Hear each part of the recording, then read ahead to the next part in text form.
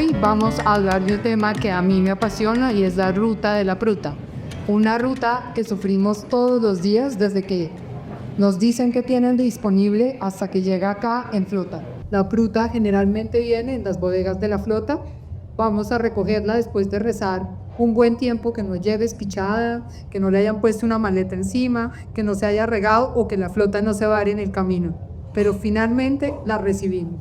Y hoy espero que puedan probar todos las delicias que se hacen con las frutas, tanto en este lugar como provenientes del cruce de las rocas.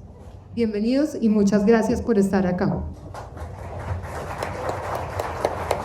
Los dejo con Margarita Bernal, que es quien moderará el conversatorio de hoy. Hola, buenas noches a todos, buenas tardes, no sé qué es, ya tardes, noches. Gracias por acompañarnos en esta primera conversaciones de mente, porque aquí todos estamos de mentes. Nos gusta salirnos de lo normal, salirnos de la norma, y por eso precisamente hoy vamos a hablar de ese cóctel que ustedes les dieron de bienvenida, porque ese cóctel no empezó aquí. Ese cóctel empezó en un recorrido muy importante. Ese cóctel empezó en Córdoba, o en Sucre, o en Choachí, o en diferentes lugares de Colombia. Empezó en los árboles, en las manos de quienes siembran, en quienes recorren el territorio, en quienes conocen la fruta por su nombre y por su tiempo. Empieza mucho antes de llegar a la barra, y hoy vamos a recorrer ese camino. Y estoy muy feliz porque tengo a mi lado no solo personas que admiro y que estimo profundamente, sino que tienen mucho por compartir y mucho talento, y son ustedes los protagonistas de este conversatorio. Entonces voy a presentarlos brevemente. Comienzo con Alexandra Posada.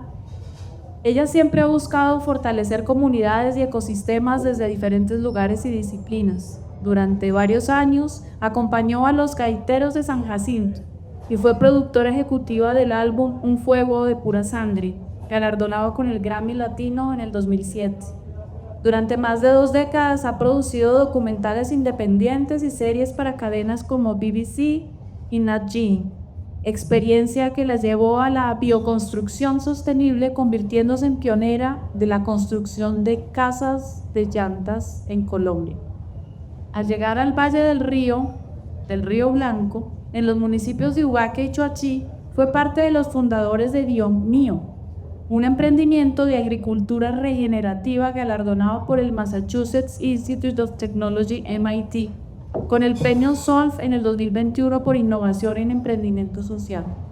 Este proyecto se convirtió en la semilla de lo que hoy es el Cruce de las Rocas, un encuentro entre biólogos, enólogos y productores rurales para crear una oferta de vinos y espirituosos locales y artesanales que transforman nuestra diversidad de frutas, tubérculos y fortalecen los ecosistemas y la economía campesina. Bienvenida, Alex Moni. Esas botellas que ven ahí son el Cruce de las Rocas, y les recomiendo que ya empiecen a seguir en Instagram todo lo que ellos hacen, y al final pueden, si quieren, comprar los productos que ella trajo, unas muestras, pero si no, de verdad lo recomiendo porque es increíble. Luego sigue aquí a mi izquierda Gianpaolo Darge, el publicista de las frutas colombianas, la persona que más ha hablado y que nos ha enseñado de frutas colombianas. No sé si lo siguen en Instagram, si no, también por favor síganlo para que aprendan y conozcan de la diversidad de frutas que tiene Colombia, que son más de 2.500 frutas tiene el país. Él es un ingeniero ambiental, divulgador y apasionado por la biodiversidad, enfocado en la promoción y el uso sostenible de las frutas nativas y exóticas que crecen en Colombia. Es creador de la iniciativa Frutas de Colombia y autor del libro Frutas Asombrosas, desde donde impulsa el reconocimiento de especies subutilizadas y su valor en la alimentación, la conservación y el desarrollo rural. Y este es el libro, que es divino. Es un libro con ilustraciones, con mucha información. Espero que sea el primero de varios. Y también al final creo que trajiste unos libros y pues tenerlos aquí a los dueños que te puedan firmar la botella o el libro, pues yo no me lo perdería si fuera ustedes. Gracias y bienvenida. Y a mi derecha tengo a un señor espectacular, a Henry Montalvo. El señor Henry es recolector de frutas. Él es agricultor del Valle del Simú, oriundo de Ciénaga de Oro, Córdoba. Y a modo de anécdota les cuento que hoy fue la primera vez en su vida que monta en avión. Para acompañarnos y compartirnos, porque pocas veces nos imaginamos que hay detrás de todas estas frutas tan divinas que están acá. Bueno, está a la mano de personas como la tuya, Henry, que sabes cuál es la fruta, en qué momento hay que cosecharla, cómo es todo el proceso, y luego nos contarás. Bienvenido, qué rico que estés aquí con nosotros. Luego tenemos a Wilson Ariza. Hola, Wilson. Wilson es de la casa, como lo dices tú, es bartender profesional desde hace 7 años, apasionado por experimentar nuevas técnicas de coctelería y manejo de producto. Es investigador de frutas de recolección silvestre y se ha enfocado en desarrollar coctelería de producto, resaltando los sabores colombianos o los productos que no tienen visibilidad, como el cóctel que están probando hoy, que ya nos contarás de qué se trata. Bienvenido a tu casa. Y para terminar, el último siempre será el primero, ni más ni menos que Miguel Durango.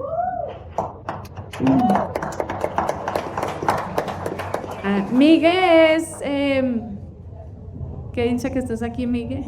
Se vino en el avión aquí también. Adivinen de dónde es Miguel.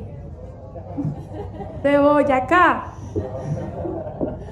Miguel es ingeniero agrónomo, agroecólogo, investigador de ingredientes del Caribe colombiano.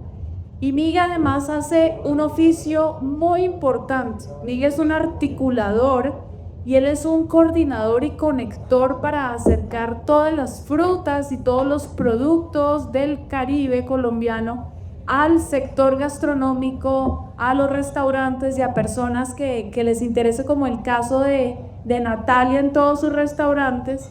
Es a través de Miguel que se hace esta conexión de las diferentes comunidades y productos de las diferentes zonas del Caribe.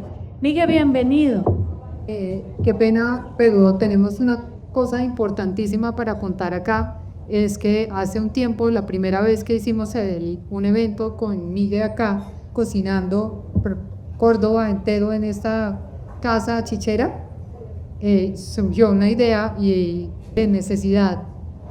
En las comunidades de Córdoba a veces sufren por exceso de agua y a veces sufren por deficiencia de agua. Y gracias a Coca-Cola FEMSA logramos que se pusieran unos tanques de 20.000 litros.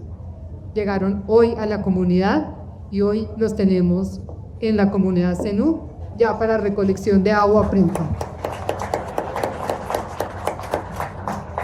Gracias, Nada. ¿Cómo vamos a hacer este conversatorio? Que la idea es que si ustedes tienen preguntas, bienvenidas. La luz no nos permite ver mucho, pero alcen la mano, gritan, dicen tengo una pregunta y la vemos. Es charlar, esto no es una clase magistral, la idea es que nos van a surgir muchas dudas y inquietudes, comentarios, todos son bienvenidos en el momento que lo quieran hacer. Y vamos a arrancar con el origen.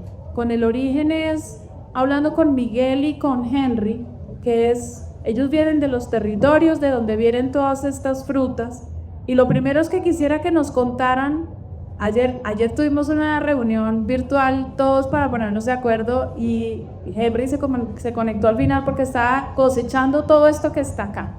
Esto está fresquito, recién traído del árbol. Que nos cuenten qué es lo que tenemos acá para comenzar. Hola, muy buenas noches. Ya me presentaron, mi nombre es Henry y soy un recolector de cada una de estas frutas que ustedes pueden ver en esta noche acá. Como tenemos de acá el bilimbi, la pera pomorrosa, limón de oro, la grosella, la ciruela costeña, tenemos acá la pera de agua verde, pan de Dios, canistel, y tenemos una variedad de mango que es el mango de zapote. Cada una de estas frutas viene de esa tierra caliente, de esa tierra que yo sé que a muchos de ustedes les encanta. Estas frutas las cosechamos de primera mano. Vamos directamente donde están estos árboles y las recolectamos para que ustedes puedan disfrutar de todo lo que acá hacen. De verdad que yo me siento sorprendido de ver en qué convierten cada una de estas frutas, y que ustedes tengan la oportunidad, que son los clientes, de degustar todos estos manjares que hacen con la fruta. Me siento pues hoy muy contento de poder compartirles. Ya habían dicho, mi primera vez que monto en avión y venir acá y compartir con cada uno de ustedes nuestra experiencia desde el campo, cómo esto a través de todas estas compras puede bendecir no mi parte de mi vida económica, sino también la de muchas familias. Esto ha impactado en medio de las comunidades.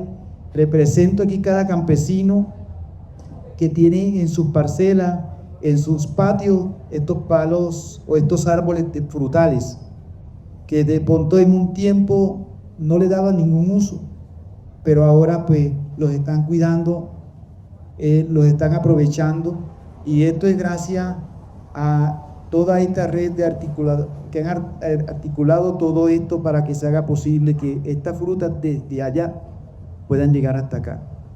Entonces es muy satisfactorio saber que a través de todo esto hay muchas familias que son bendecidas. ¿Cómo recolectamos cada fruta en el tiempo que pueda llegar acá en las mejores condiciones?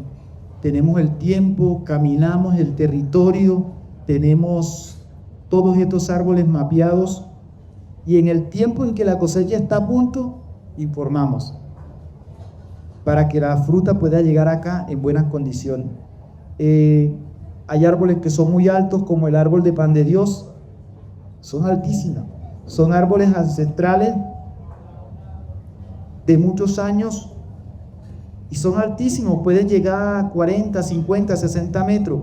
Y este fruto tiene algo particular, que la fruta la echa en el coast, lo más alto. Es maravillosa esta fruta. ¿Cómo la cosechas? ¿Cómo es el proceso de cosechar ese fruto que está llegando al cielo? Sí, en ocasiones utilizamos ya arnés y unas cuerdas para poder subir a lo más alto, tratando de proteger también nuestra integridad física.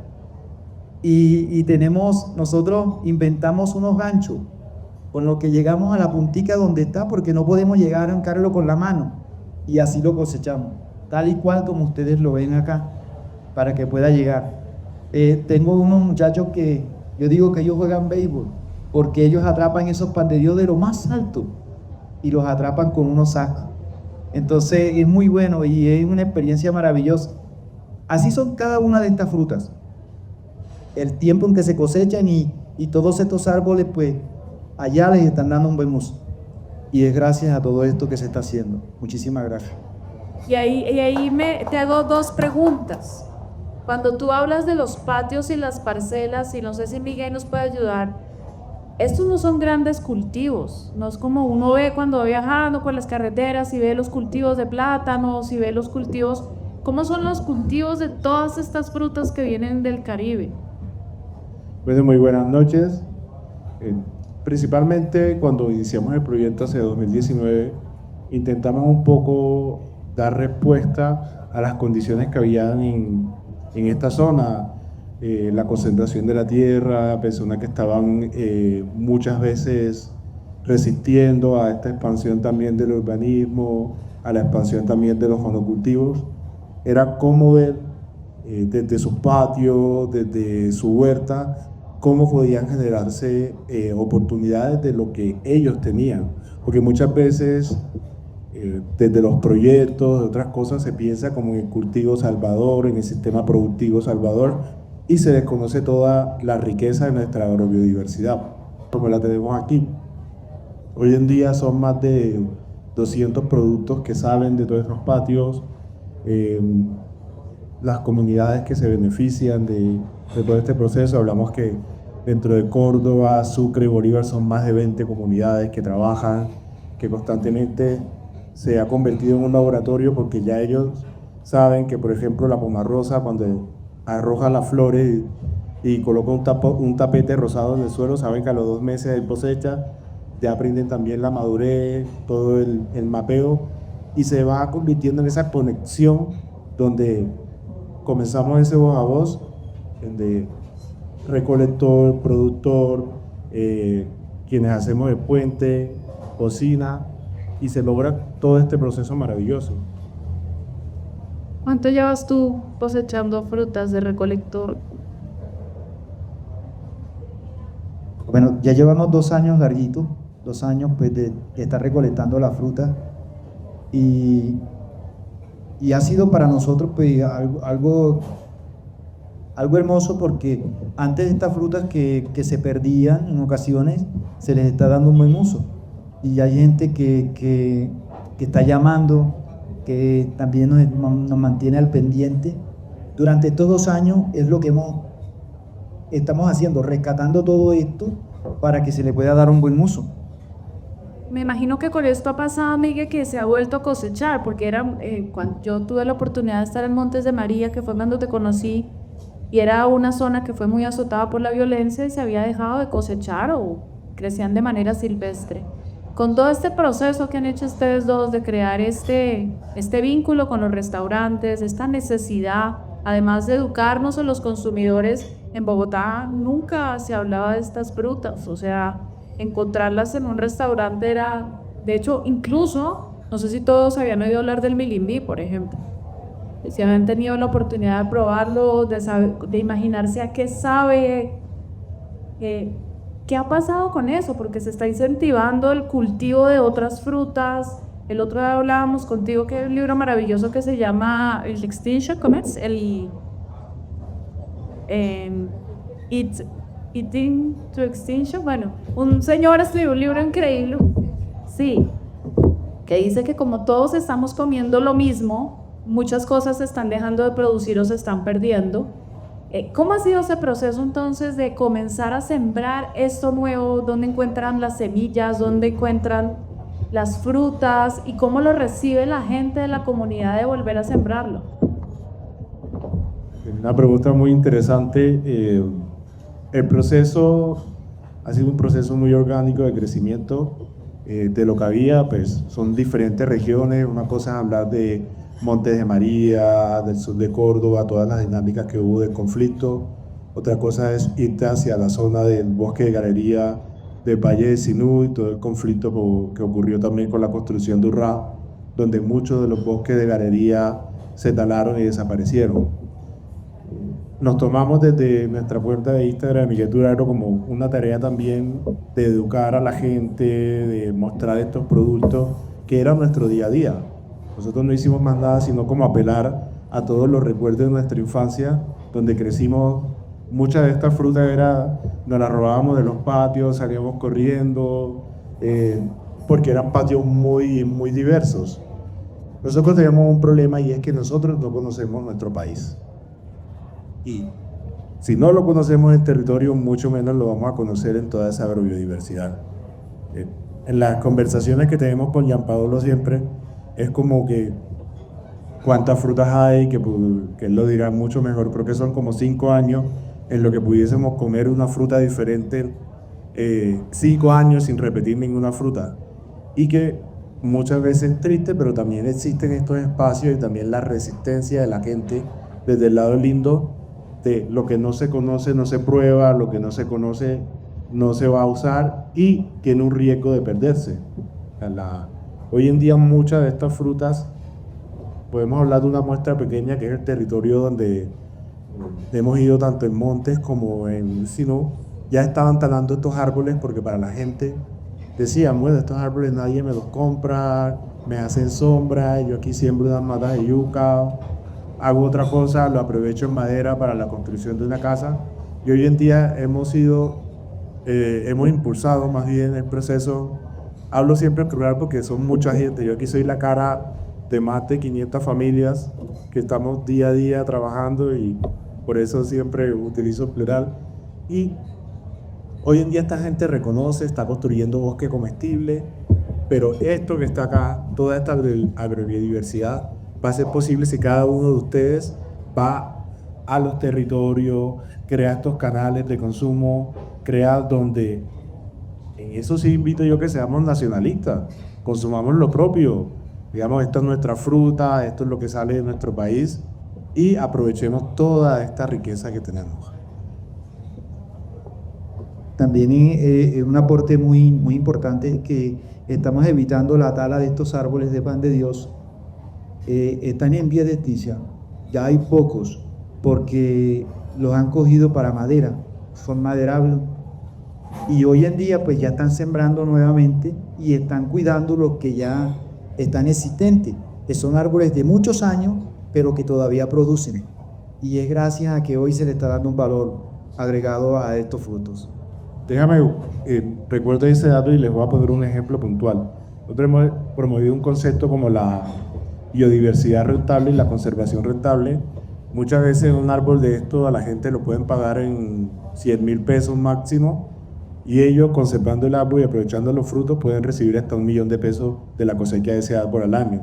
También fue una manera de mostrarle a la gente que había un valor que no es discutible, el valor de los servicios ecosistémicos que tienen estos árboles, pero que además también la gente podía tener un lucro por conservar la especie. Ahora pasamos a la investigación, al conocimiento. Y Jean Paul, Jean, ¿cómo te gusta que te diga la Paul? Jean Paul.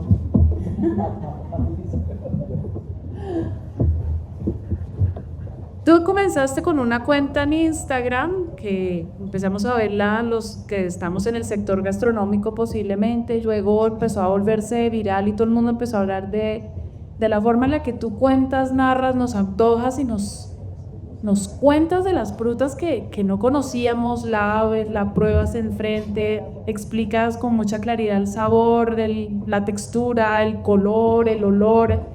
¿Cuándo empezó esa afición tuya, esa pasión, ese amor por la diversidad de las frutas, puntualmente del país? Bueno, buenas noches para todos, Margarita, gracias por la pregunta.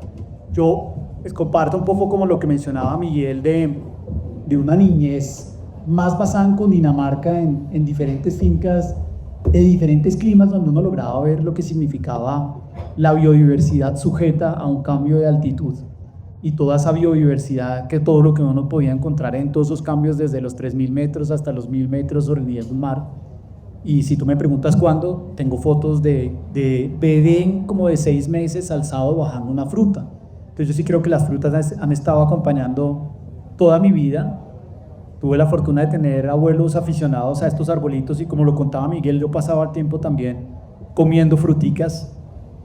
En la adolescencia tenía la oportunidad de conocer a las primeras frutas amazónicas que llegaban acá en los 90 con productores amazónicos que trataban de posicionar esos alimentos totalmente desconocidos y que todavía lo siguen siendo para muchos colombianos. Y recuerdo cómo me sorprendían esos nombres comunes y siempre esos nombres comunes me llevaban a tratar de entender más y conocer más. Y hace exactamente a finales del 2018, creyendo que tenía un conocimiento sobre las frutas, digo, voy a empezar a crear unas cuentas para empezar a hablar de las frutas de Colombia, y esas cuentas inmediatamente generaron un estímulo muy lindo de aficionados de todo el país que empezaron a escribir, a compartir lo que había en sus territorios, y fue un paso muy muy acelerado de tener una cuenta en Facebook a la que rápidamente se sumó mucha gente del país, pero era tan rápida la necesidad de poder intercambiar, de compartir, que se volvió un grupo también. Y ahora el número de 500 de Miguel tiene que ver porque es como el número de 500 personas en WhatsApp. No sé si es eso, pero posiblemente era eso. Entonces yo también con un grupo que ya son más de 500 personas del país sembrando, encontrando, y que después se transformó en las cuentas de Frutas de Colombia en TikTok, Instagram, X. Yo digo que todavía no he abierto OnlyFans ni Tinder, espero no tener que hacerlo, de frutas, pero ha sido la oportunidad de tener de empezar a hablar mucho más de las frutas y todo lo que hay detrás de una fruta, tratando de combinar algo que tú mencionabas, y es ese saber que es a veces científico, que no se habla muchas veces con los usos cotidianos y con lo que sucede en los territorios, y es un poco lo que me ha llevado a generar una forma de comunicar que logre conectar esos mundos que pasan por unas visiones totalmente holísticas, que yo siempre digo van desde la conservación, la divulgación, la restauración, el uso sostenible de las frutas, la nutrición o miles de campos que pueden estar, la gastronomía o miles de campos que pueden estar relacionados. ¿Y cómo es ese proceso de investigación? Porque tú nos hablas siempre del nombre científico, de la familia, y te vas a unos temas mucho más académicos, digámoslo de alguna manera. También lo hablas de la manera comercial. ¿En quién te apoyas? ¿Jardín botánico? ¿Qué tipo de investigación, de libros encuentras tú para apoyarte? Porque hay frutas que sinceramente no sabíamos que existían y tú nos las estás mostrando con toda la información posible. Sí, yo había adquirido a lo largo de los años, yo creo que unos 20 años, recuerdo una vez en la universidad haberle pedido a mi mamá que me comprara un libro de frutas, que fue como mi primer libro, que me sorprendía con lo que salía en el libro de frutas que crecían en Colombia, que incluso yo no conocía, pero también para poder divulgar está esa conexión de lo que mencionaba Henry, para poder mencionar una fruta de la Amazonía, de Baupés, de Guainía, pues estas frutas tienen también que viajar desde los territorios, lancha, superar esa belleza del paisaje colombiano, pero con su dificultad logística, que logren llegar a una ciudad como Bogotá, un poco la misma logística que tiene que manejar Natalia para poder un producto como estos en una carta, pues para mí representa un poco lo mismo poderla poner, y ese contacto que empiezo a hacer con personas de todo el país, que conozco, a veces tengo la oportunidad de viajar, reseñarlas en territorio, y empieza ese proceso de búsqueda. Hay muy buena literatura de botánicos colombianos que recorrieron este país desde hace más de 60 años, documentos que hay desde la expedición botánica, desde Humboldt, que reseñaban muchos de estos productos. Entonces, para poder hacer un poco esa comunicación, pues me apoyo en catálogos de flora y fauna de Colombia, me apoyo en literatura, busco libros de otros países, y empiezo a hacer como poder hablar de la fruta desde sus nombres comunes, que los nombres comunes, hablamos con Henry, él le dice pan de Dios, yo le digo árbol del pan sin semilla, fruta pan le dirán en otras regiones, y esos nombres pues de alguna manera hablan también de esa gran diversidad cultural, poder hablar de su nombre científico, de las regiones, si una fruta es nativa o no, en qué áreas se empieza a crecer o en qué áreas crece, en qué altitudes crece. Ahí es donde le meto un poco también de sabor de lo que es la ciencia ciudadana, es decir, personas como Henry y Miguel que nos pueden decir, Canistel, si uno encuentra literatura va a decir, oiga, esta fruta es de Centroamérica, pero esta fruta empieza a estar en los patios del Caribe hace más de 50 años, y entonces empieza a cambiar mucha de la literatura que está, y es gracias a personas como ellos que empieza uno a poder actualizar con ciencia ciudadana lo que existe en los territorios, gracias a los chefs, a las personas que trabajan en gastronomía líquida, en transformación, empezar a transformar lo que son los usos de las frutas, que no son esos usos que se reseñaban hace 60 años, sino gracias a la innovación, todo lo que está sucediendo, de cómo una fruta como esta se puede convertir en shrub, como lo hablábamos ahorita, se transforma, digamos, en un almíbar, cómo se transforma en un vinagre. Entonces ahí entra unos nuevos usos que empiezan a darse las frutas muy, muy interesantes, y es lo que yo trato de alguna manera de plasmar cuando hago cualquier publicación. Y cuando uno se da cuenta, pues las frutas están ligadas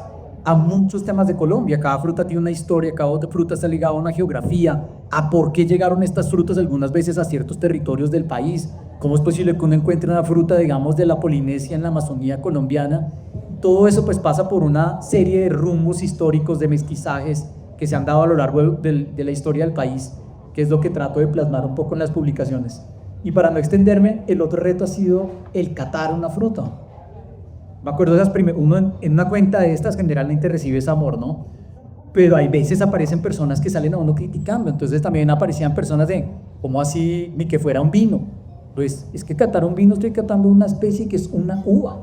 Catar esto es una cantidad de recuerdos, sabores que nos llevan a miles de memorias, y para mí ha sido un reto también tratar de un video, cómo a través de un video logro transmitir una información de texturas, sabores, gustos que uno encuentra en una fruta, que creo que ese es otro reto que he venido como tratando de desarrollar. Y ahí me surgen dos preguntas. Y hablemos de lo último que dijiste y es Qatar. En ese ejercicio y en ese recorrido, ¿te has enfermado probando esas frutas? ¿Alguna anécdota? Porque aún me preguntaban eso y no, algo que también trato de hacer es, hay gente que dice, todas las frutas son comestibles, pero, oigan bien, me sequen con la primera frase, hay uvas que solo son comestibles una vez. Entonces, yo prefiero no correr ese riesgo y antes de probar cualquier cosa, hay gente que dice, no, frótesela en la mano y si le genera una alergia posiblemente es venenosa, téngala en la boca y después escúpala. Yo en eso prefiero ser mucho más convencional. Ya hubo gente hace miles de años que corrió ese riesgo, que se sacrificaron por nosotros, que yo creo que es basarse más bien en esos conocimientos que existen de mucha literatura para saber si una fruta es comestible o no. Lo máximo es, digamos, que reciba una fruta muy fermentada, que uno dice, oye, pues ya me sabes como a guarapo, ya me sabes a otra cosa, o frutas que por su sabor uno termine escupiendo porque el sabor de pronto me es agradable, pero trato de ser también riguroso un poquito con eso, como de, tengo una responsabilidad de que cuando vaya a comunicar algo, sí sea lo que es. Entonces no voy a ponerme a decir, oye, este sí es comestible y después termine, quién sabe, culpable y quién sabe qué. yo me acuerdo cuando era chiquita que a mí me decían que el lulo era una fruta colombiana. Y cuando fui a Ecuador y vi que la tienen y se llama naranjilla, sentí una decepción enorme. Porque yo sentía que era nuestro, que era mío, yo me sentía propia del lulo. Y luego me enteré que en tomate puede ser porque han encontrado cosas visitas, viene de Perú. Lo último que han dicho es que el cacao ya no viene de México, sino del Amazonas, que el cacao es amazónico del origen porque han encontrado unos residuos. ¿Hay alguna fruta que realmente haya nacido en Colombia? Sí, y entran allí un término, a mí ya eso no me duele, ¿no? Y comparto un poco lo que dice Miguel. Muchas de estas frutas de acá no son nativas de acá, pero han sido frutas que el café no es nativo de acá, pero los hemos apropiado con cariño. Somos un país que hemos sabido recibir. Y ¿qué sería la comida colombiana sin el plátano, no? ¿Qué sería sin el café, sin el mango? Entonces al final me parece que yo ya no peleo eso, sí comparto lo que dice Miguel y es, consumamos productos nuestros, tienen una menor huella ambiental, están generando economías campesinas, están protegiendo la biodiversidad, protegiendo el paisaje, y creo que eso es como un mensaje que uno debe tener.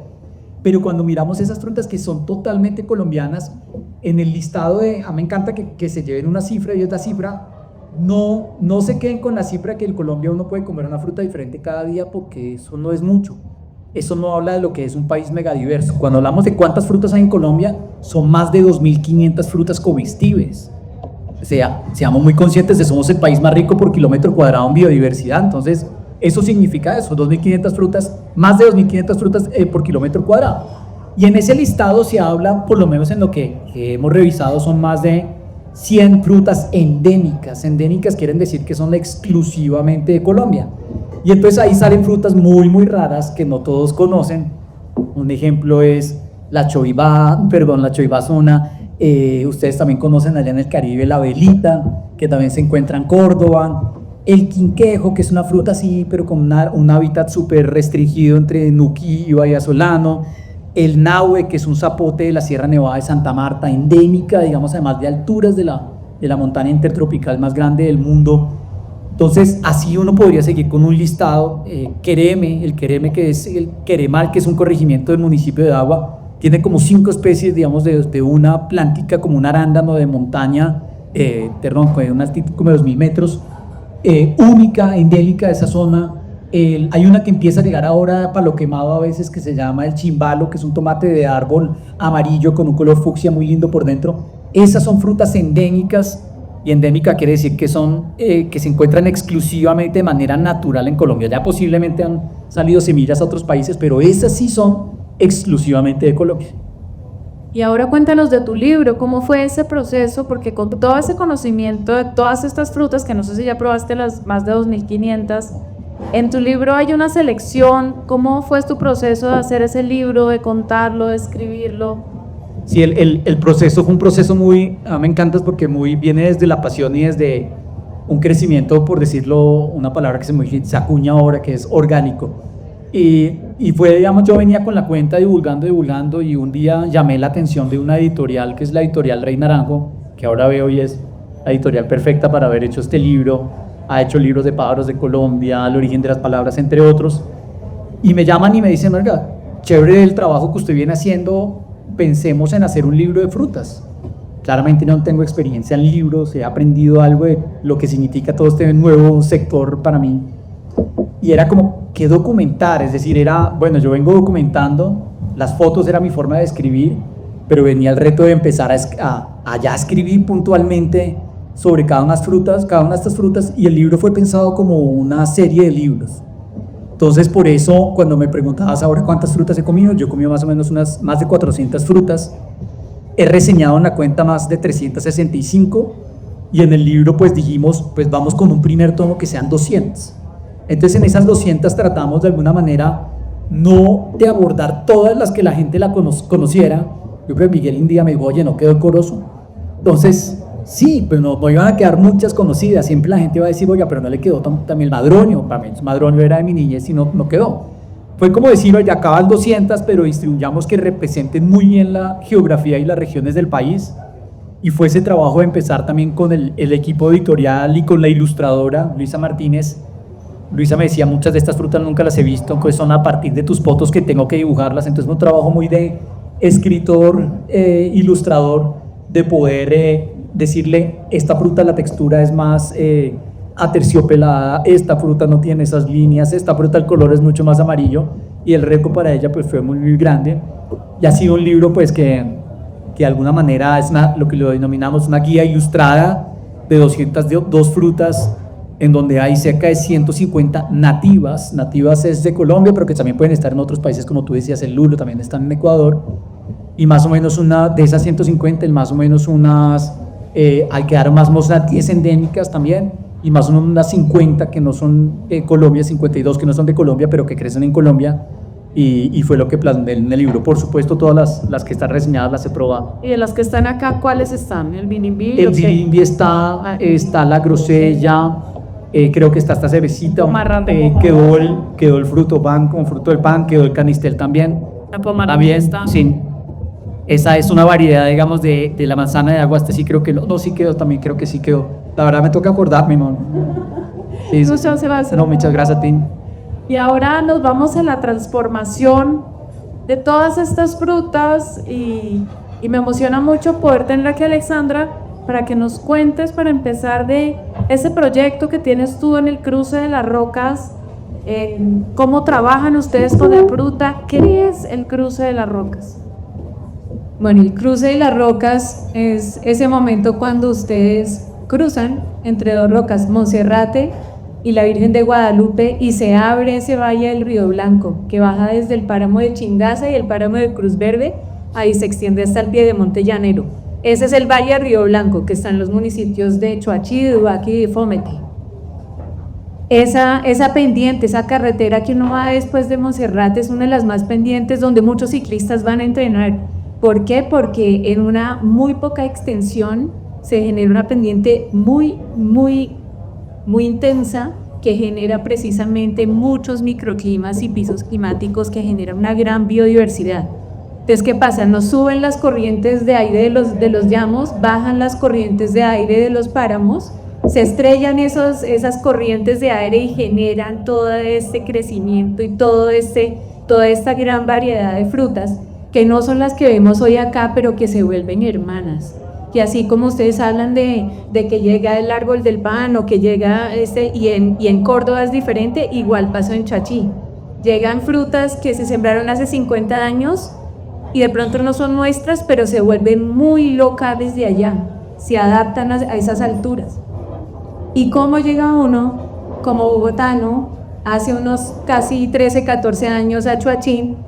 Que cuando uno llega allá nos dicen neochiguanos o neocampesinos, y uno cómo tiene un impacto positivo, cómo llega y no simplemente empiezas a desplazar a quien siempre ha estado ahí, quien se merece estar ahí.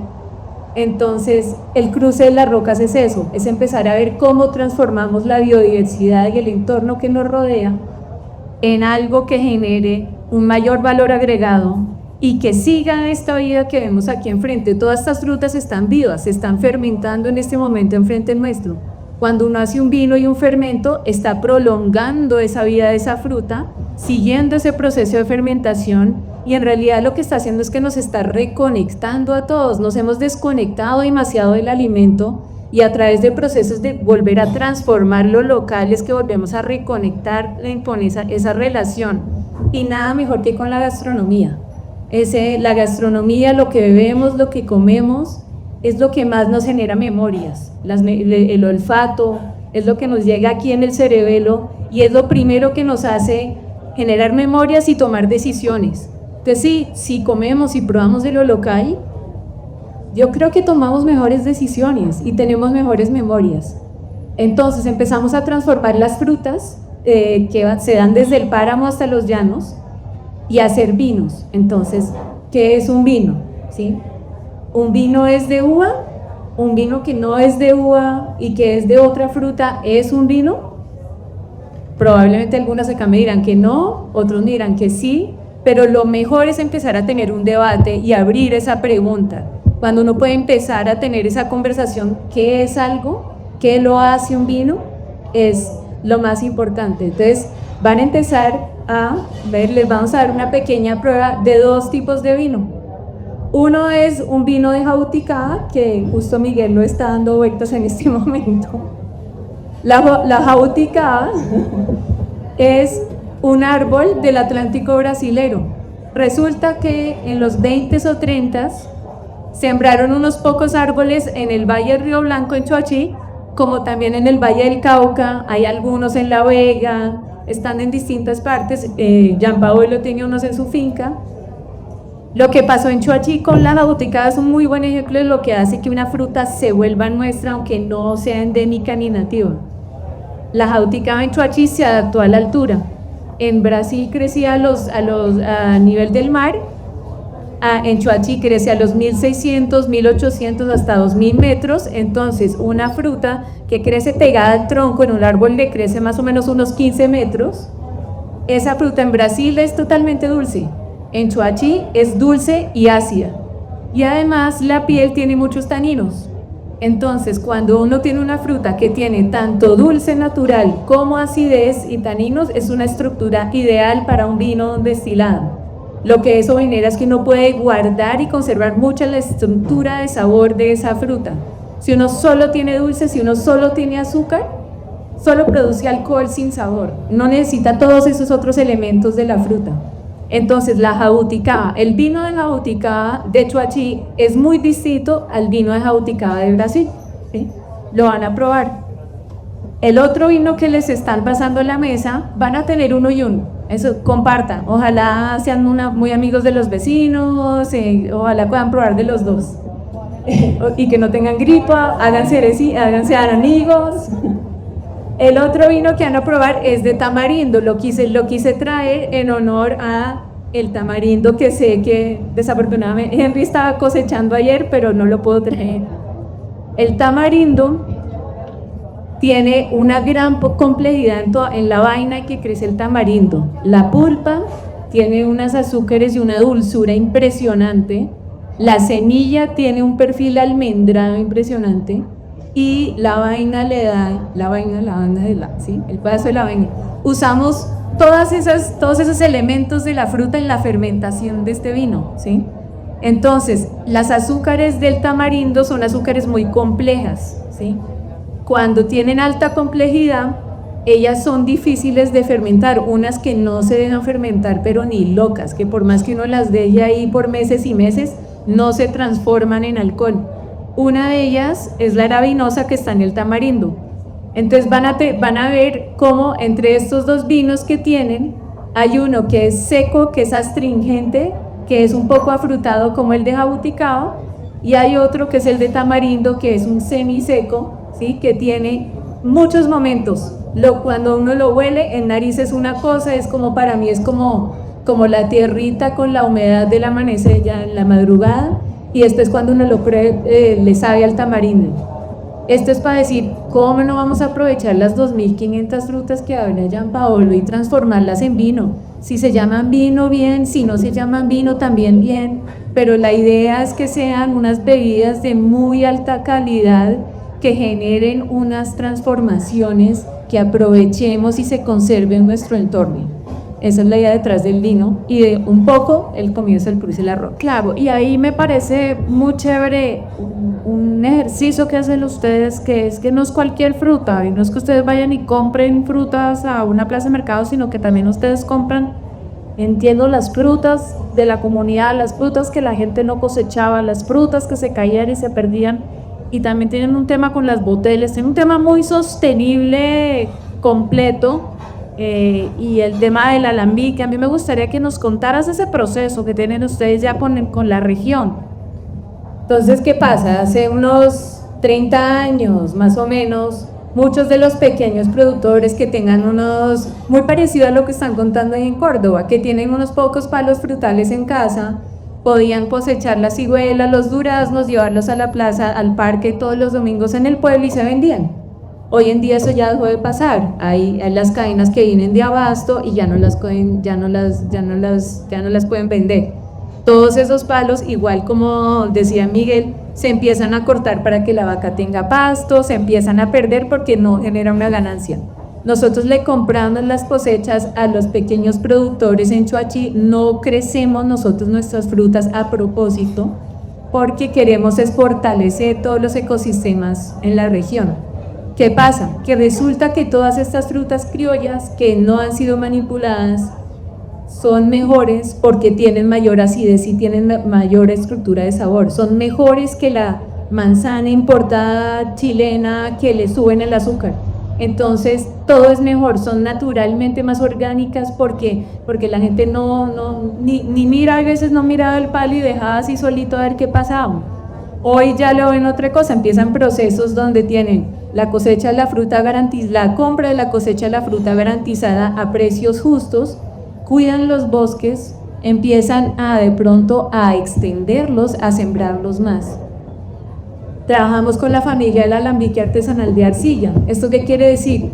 En casi el 90% de los pueblos de Colombia tienen este conocimiento de lo que es la destilación. En todos los pueblos tienen una versión de algún destilado. En Choachí se llama chirrinche, en Antioquia se llama tapetusa, se llama pirrín en Nariño, se llama bicha en el Pacífico, se llama una cantidad de versiones distintas, pero muchas, demasiadas, a base de la caña, y hemos dado la espalda a las frutas. Pero tenemos una base y un conocimiento que está en todas partes, que debemos aprovechar y fortalecer. Entonces, ¿qué hacemos? Trabajamos con la familia que tradicionalmente ha trabajado el chirrinche en Choachí, que es un destilado de caña con anís. Ellos lo aprendieron de sus abuelos y de sus papás. Empezamos a trabajar con ellos que no nos creían que se podía destilar si no era de caña. Empezamos a trabajar este proceso con ellos y lo lindo de los alambiques de arcilla es que como son naturalmente porosos, perdemos un poco del producto, se evapora un poco del agua, pero se concentra el sabor de la fruta. O sea, se concentra más la esencia de la fruta y le da una sedosidad al destilado. Entonces, estamos fortaleciendo esa tradición, estamos usando la fruta local, se está creando un sentimiento de orgullo. Una cosa muy distinta es, como tradicionalmente se hacía, vender el chirrinche lo más barato, que no me cojan, que era ilegal, que no sé qué. Ahora tenemos es que empezar a que nos dé orgullo tener una botella bonita, decir que esto fue hecho acá, que no tiene sulfitos, que no tiene químicos, que no va a haber guayabo, que es de fruta nuestra, que está fortaleciendo comunidades. Y que es delicioso, sí, porque nada de esto, les puedo hablar de esto, pero si no sabes de hipo, pues baila. Todo puede ser muy romántico, pero tiene que ser bar. Entonces, y las botellas últimas que me preguntabas, reciclamos y reutilizamos todas las botellas. Tenemos la red de recicladores en los municipios, en Choachí, Boaquí, Fomeque, que les compramos el vidrio cuando ellos se los pagan a 80 pesos el kilo, nosotros lo pagamos a 800. Y eso ya a una cantidad de familias les significa el arriendo del mes. Entonces, me parece divino esta mesa porque estamos desde el origen hasta la transformación, hasta lo que hasta servirlo, que es la parte clave. Sin eso, nada sirve, no estamos. Y sí es algo muy interesante que todos mencionan del 2019, del 2018, hay algo que pasó en ese momento, yo también empecé alrededor de ese tiempo, hay una desconexión, hubo un quiebre, hay algo que yo siento que necesitamos reconectarnos a lo que comemos, reconectarlos a lo que tomamos, saber de dónde viene, saber quién lo hizo. Hay algo que pasó en el mundo que o nos vamos para un lado o para el otro, ojalá sea pues para eso. Sí. Alex, ¿y de qué sabores tienes? De hecho me sorprendí montones y lo hablaba con Natalia que hay corozo chuachi. No, eso ya es más hacia el piedemonte llanero. En Chuachi hay uno. Corozo para mí era de allá. Sí, claro. Y el tamarindo también. Bien. Entonces, es empezar es ver desde el páramo hasta los llanos. En los llanos empezaron a sembrar muchas de las frutas que también están en la costa. Qué bueno. Pero entonces empezar a experimentar con todo. Entonces tenemos aquí el destilado de cereza de café. Esto es aprovechar uno de los residuos más grandes que tenemos en Colombia, que es la sedecita de café, apenas se desgrane. Esa se fermenta ahí mismo y no se aprovecha. Y el grado de alcohol de cada Este tiene 40 grados de alcohol. Pero como no aprovechamos la cereza de café, de cada culto que sale de café, entonces ya empezamos los destilados. Este es un aperitivo 1860. ¿Por qué 1860? En 1860 se inventaron el Campari. Entonces queríamos hacer un homenaje local, inspirado, porque no hay que negar todo lo que ya se ha hecho en el resto del mundo. Hay que construir sobre ello con lo nuestro.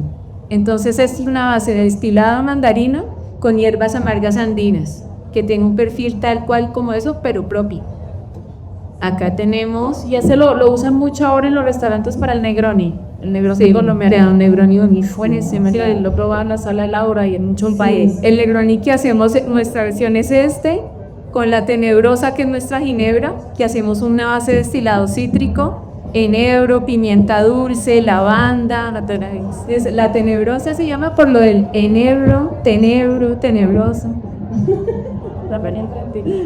Por ejemplo, este es pomaceum, es un tipo de grapa a base de jabuticaba, entonces es circular. Sale el vino de jabuticaba, cuando termina el proceso tenemos el mosto que queda, o sea, lo que queda de la fermentación de la fruta, y la volvemos a destilar. Entonces es la misma técnica que se hace en Italia con la grapa.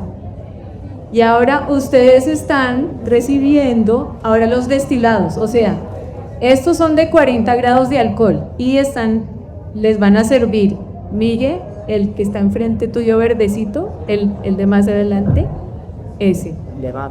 Uno es el destilado de piña ahumada, ¿sí? Ahumamos la piña en frío, o sea, el punto de calor está lejos del punto donde se ahuma. Sale el humo por debajo de la tierra y ya sale humo frío. Ese humo frío es el con que ahumamos la piña con palo frutal. La idea era hacer un paralelo del proceso que se hace con el mezcal, ahumando la fruta primero. Entonces la fruta guarda ese perfil de humo durante todo el proceso de fermentación y la destilación. Entonces a quienes les guste el mezcal, el destilado de piña ahumada tiene ese perfil. Y el segundo que les están... No, en la teta de la... está el proceso libre. El segundo, el otro. El segundo es la cota del ángel. Ese es un destilado de ciruela reposado con palo de ciruela. Entonces, ¿qué hacemos? No es necesario uno tener una barrica donde uno tumbó todo un bosque para hacer una barrica de madera. Lo que hacemos es aprovechar las podas de los árboles frutales que naturalmente se van a hacer con el destilado. Entonces es el destilado de ciruela y lo reforzamos mínimo 6 meses con el palo, la poda del palo del mismo ciruelo. Entonces es como ciruelo al cuadrado. Es enfatizar el sabor de la ciruela con el palo de la ciruela. ¿Quieres uno? Sí, que sí, por favor.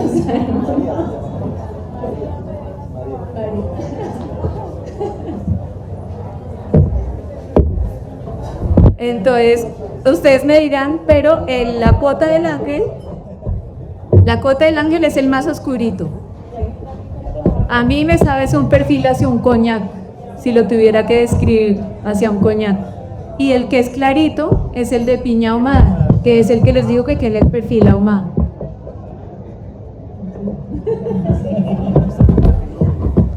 ¿Y cuál es la magia de la destilación? Básicamente, a grandes rasgos, para aprender qué es eso, todo lo que necesitamos para separar los alcoholes es que el alcohol se evapora antes que el agua.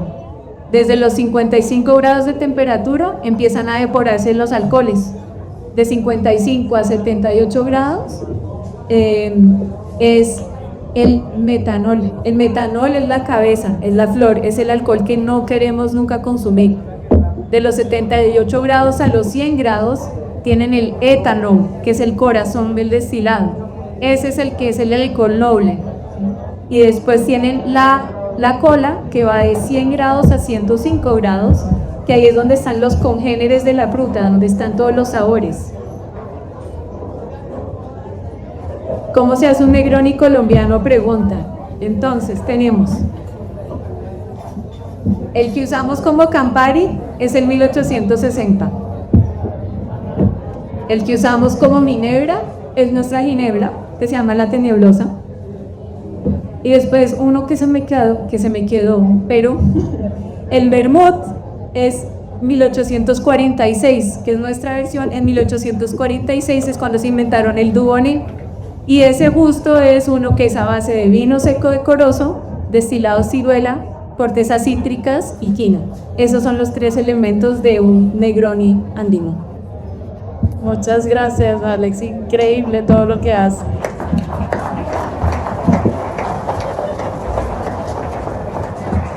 Y ahora nos vamos a la bebida, porque todo esto que hemos hablado y que hemos aprendido y compartido se encuentra aquí, en la Chechería. Y hoy vamos a encontrar en una carta muy especial creada por Will cócteles como el cordobés con pera de agua, el salvaje con limón elefante, el fuego lento con la piña ahumada y tamarindo, la pasión con pera de agua roma, el monteriano con bilimbi y ají, el chuachi spritz, que viene con no sé qué fruta trae ese, con este 1800, el mojito de mente con maracuyá o la lulada biche con lulu. Y también tenemos bebidas sin alcohol como la soda de arándanos con grosellas y la soda de limón mandarín. Y detrás de todo esto está Wilson, quien conoce, recibe estas frutas y empieza a crear. Entonces quisiera que nos contaras ¿por dónde empiezas? ¿Qué pasa cuando te llegan estas grosellas desde Córdoba? Yo tuve la oportunidad de estar acá hace tal vez 15 días, que llegaron las camas con cintas y súper bien empacadas, pero eran cajas de cartón llenas de grosellas y de frutas. ¿Tú recibes eso y qué sigue? Bueno, ¿cómo están? Buenas noches a todos.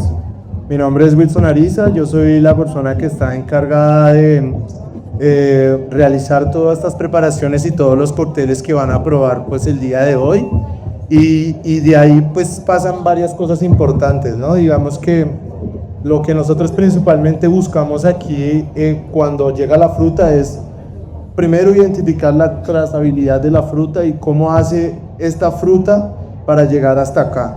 Entonces nos encargamos de analizar cada uno de los factores, de la temperatura de cuando llega la fruta, pero más que cualquier cosa de eso, es como un proceso creativo donde nos encargamos y digamos que ahí es cuando nos acogemos de todos, de Gianpaolo, de Miguel, que nos dan información de que esta fruta, de su familia, pero básicamente lo primero que yo me enfoco es en saber de qué familia viene la fruta y qué textura tiene la fruta para así saber cómo me puede funcionar la fruta en X o Y preparaciones. Entonces, lo principalmente que yo hago es identificar la fruta, mirar su textura, saber la familia o saber de cuál es la característica de cada una de las frutas.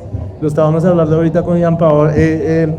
Hicimos una preparación con una fruta que se llama el caimito, hicimos un sirope y le decía yo que la manera para yo identificar que esto fuera un sirope y se convirtiera en un sirope era saber que es de la familia de los apoteáceas, que es una fruta que su textura es bien arenosa. Entonces de ahí partimos para saber cómo podemos procesar cada una de las frutas. Realmente es un proceso creativo muy extenso donde lo único que yo hago es realmente, desde el conocimiento que tengo, imaginar cómo puede funcionar esto y ya después empezar a desarrollar. Claro, y tú entiendo porque he tenido la oportunidad de probar, en algunas haces siropes, en otras haces unos encurtidos, en otras las trabajas de distintas maneras, pero creo que lo que siempre buscas es no perder la esencia de la fruta, porque cuando no le hablan de un sirope en un cóctel, uno inmediatamente dice, uy, es dulcísimo, ¿no? Azúcar, no lo quiero, pero ¿cómo lograr en coctelería la coctelería de autor y de fruta y de producto que haces tú, que la fruta sea presente, que la fruta se sienta? Digamos que realmente nosotros nos basamos en poder, como te decía, conocer el sabor de la fruta, que creo que es lo más importante. Me vieron probando las frutas y es porque mi paladar necesita saber cuáles son las características que tienen cada una de las frutas para así saber cómo podemos desarrollar cada una de las preparaciones. Entonces, nos hemos encargado en tratar de hacer preparaciones de coctelería que están como a la vanguardia o que están en moda, pero sin irlas como a lo extravagante, ¿no? Entonces, por ejemplo, con la pera de agua sabemos que la fruta tiene bastante agua, pero es una fruta que al comérsela así, pues pierde un poco el sabor. Entonces, al poder resaltarle esos sabores haciendo un encurtido, que es lo que tenemos en el cordobés, podemos, por base del vinagre, las sales y los azúcares, un poco de vino blanco, resaltar mucho el sabor de la fruta, y lo que realmente se siente es el sabor de la fruta. Entonces, tratamos de como identificar el sabor real de la fruta, si tiene más agua, si tiene menos agua, si es más cítrica, si es un poco más dulce, y de ahí nos basamos para poder hacer pues varias preparaciones. Tenemos shooks, tenemos cordiales, tenemos encurtidos, tenemos ósmosis. Entonces la idea es como, en base a la fruta que tenemos, saber cómo puede funcionar. Y algo muy importante para destacar, Will, es que los cócteles que tenemos en este momento no los hay siempre, porque nosotros trabajamos con cócteles con frutas de temporada, y tú vas creando a medida que llegue algo. A Natalia la llaman y le dicen, tenemos tal fruta, tráigala, a ti te llega, puede ser una sorpresa. ¿Cuál es esa fruta que tú esperas con más ansiedad? ¿Qué más te emociona cuando sabes que va a llegar? Realmente, pues sí, lo que tú dices, realmente llaman a Nata, le dicen como que hay este tipo de fruta, y nosotros digamos que aquí nos encargamos en crear coctelería de temporada con la fruta de temporada que nos trae Miguel. Entonces, pues nuestra carta activamente está cambiando cada 2, 3, 4 meses dependiendo de la fruta que haya. Realmente yo tuve demasiada afinidad con las peras, con la pera agua verde y la pera agua roja, porque me ayudó a descubrir otro mundo de la coctelería, que son las bebidas con encurtidos, pero pues como que cada una tiene su característica. El bilumbí es demasiado delicioso. Este limón de oro, por ejemplo, es bien curioso porque puedes encontrar el sabor de un limón, de una mandarina y de una naranja juntos en una sola fruta. Entonces es como resaltar eso. Y importante lo que decías, nosotros aquí en Chichería de Mente nos hemos encargado sabemos que todo el mundo habla de coctelería de autor y coctelería de la persona que realiza, pero realmente nosotros aquí no nos enfocamos en decir o saber quién fue la persona que la preparó. Sí, está muy bien tener la constancia de la persona que creó el cóctel, pero para nosotros es más importante hablar de algo nuevo, y es la coctelería de producto. ¿Qué quiere decir la coctelería de producto? Coctelería de cada uno de los ingredientes, saber por qué están acá, y es también hablar de la coctelería con intención, que lo hemos hablado muchas veces con Nata y pues con todo el equipo de acá, y es crear algo con una intención lógica, no solamente crear un cóctel por hacerlo o porque yo creo que está rico, sino crear una intención sobre el cóctel con cada una de las frutas que tenemos acá. Gracias, Will. Y ahora los comensales, que son todos los que están aquí acompañándonos.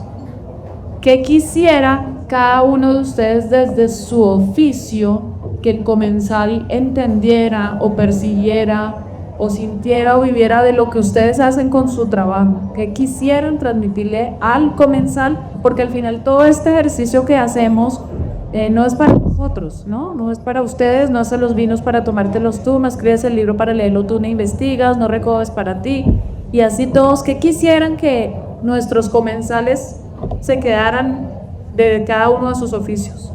Pues realmente desde mi parte, lo que nosotros buscamos principalmente acá en Chichería es como lo que estamos haciendo hoy, es darle el reconocimiento a esos destilados, por ejemplo Alexandra, el Cruce de las Rocas, que no todo el mundo conoce, y darle reconocimiento a Henry, a Miguel, de las frutas, pero lo que realmente nosotros buscamos acá es que el comensal se lleve una historia clara de una bebida y que puedan encontrar sabores que únicamente se puedan encontrar acá, con experiencias y texturas diferentes. Básicamente yo espero un comensal comprometido que se cuestione desde su alimentación, de dónde vienen los ingredientes, conoces un productor, sabes si estás consumiendo alimentos sanos, sabes cuál es tu huella por ese consumo. En realidad me gustaría mucho más que estuviésemos más conscientes, que miráramos toda esta red que se está formando, que se hablara de producto y de productor como esa pieza fundamental de todo lo que es nuestro territorio. Bueno, yo pienso que ustedes puedan conocer nuestra región a través de cada una de estas rutas. Cómo estamos allá, qué es lo que estamos haciendo, y ustedes conozcan cada pedacito, cada rincón de nuestro territorio, pero a través de cada una de estas frutas, porque no todas se consiguen en la misma parte, sino en diferentes lugares. Entonces es que conozcan nuestro territorio, conozcan esa hermosa tierra a orillas del río Sinú, a orillas del Caño Bugre, que para nosotros es muy importante.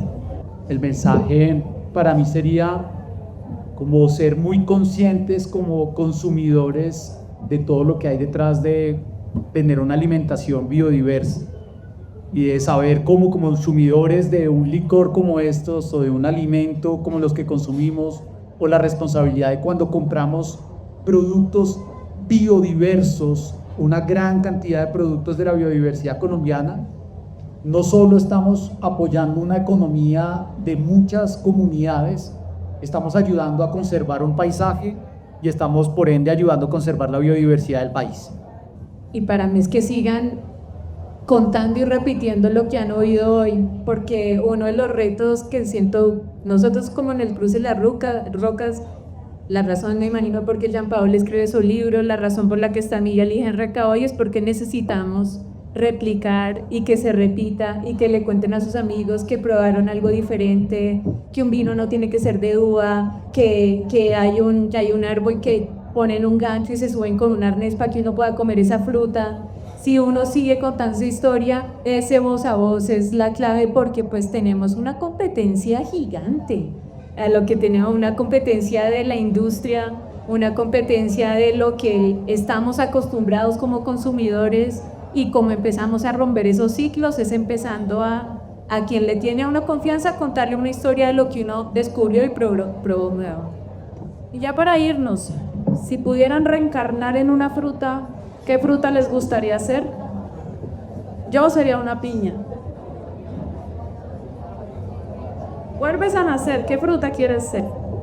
Yo sería la fruta del mejor jugo que existe en este país y en el mundo, y no hay discusión, del corozo.